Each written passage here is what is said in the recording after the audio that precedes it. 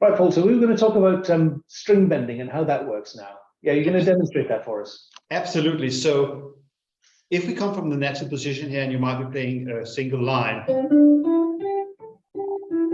but then suddenly have to go in to do a string bend like we know from the blues, then your hand will change and you will have the thumb will have a very active role. From the front, it looks like this.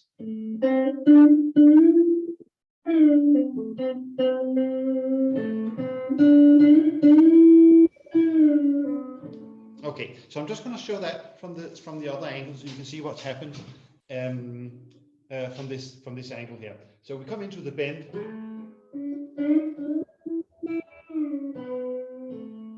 Yeah. You can see that movement there for the bend. Yeah, it's very interesting. So I just, yeah, watching you doing that. So there's several things going on here, aren't there? So there's a bit of, we call this supination and this is pronation. So there's a bit of supination going on in your forearm and hand as you're doing that. And then your finger is extending as you're bending the string up. So you're doing, I think, both at the same time. So that's going from an intrinsic, from here, you're in an intrinsic minus position, going in towards an intrinsic plus position, stretching those intrinsics, they're getting tighter inside the hand here. And if you do that, a guitarist does that, they can feel those intrinsics really tight in there in that figure 7 position like that. And then they relax as they come up like this. So you're going from intrinsic minus to intrinsic plus position, working that intrinsic really hard, at the same time as using your forearm supinators to bring your wrist round into that position there like that. And you're also using your thumb adductor, this muscle in the web space here, to tense up the thumb a little bit and use that as a pivot point to bring your hand round and supinate your hand at the same time. Yeah, it's interesting what's going on at once. There's a lot going on there. Yeah, I think it's actually one of those things where the hand is super active at so many different levels. Yeah. And in pop, jazz, rock music, this is used almost all the time, isn't it? Yeah. And watching you do that, I can see that you're actually flexing at the distal interphalangeal joint, and this joint is quite straight. And there are times when you'll do that, and there are other times when you're doing a sort of mini bar chord where you'll bend at this joint, the PIP joint, and straighten at the other one. Now that brings us on to a whole new load of stuff, because actually your fingers aren't really very comfortable having a different angle here and here.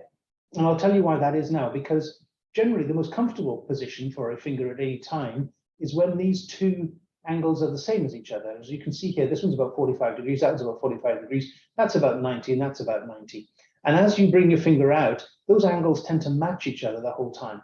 And they're kept there by this very interesting structure, which sort of goes obliquely like this. It's just a tight ligament that goes across here, and basically goes from the back of that joint to the front of that joint, and it's called the oblique retinacular ligament of Landsmeer. You can look this up on Google afterwards if you like. But basically, when you bend your finger like that, it relaxes here and it relaxes there, letting this joint come down and letting this joint bend. And then when you straighten this joint, it tightens up and it pulls this joint into extension.